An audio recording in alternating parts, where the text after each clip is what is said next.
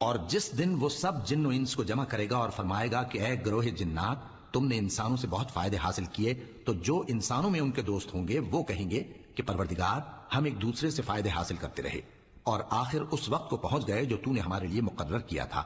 اللہ فرمائے گا، اب تمہارا ٹھکانہ دوزخ ہے، ہمیشہ اس میں جلتے رہو گے مگر جو اللہ چاہے، بے شک تمہارا پروردگار دانا ہے، خبردار ہے۔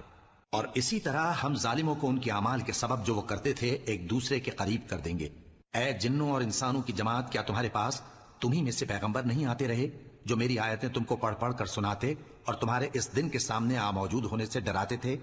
وہ کہیں گے کہ پروردگار، ہمیں اپنے گناہوں کا اقرار ہے، اور ان لوگوں کو دنیا کی زندگی نے دھوکے میں ڈال رکھا تھا اور اب خود انہوں نے اپنے اوپر گواہی دی کہ کفر کرتے تھے۔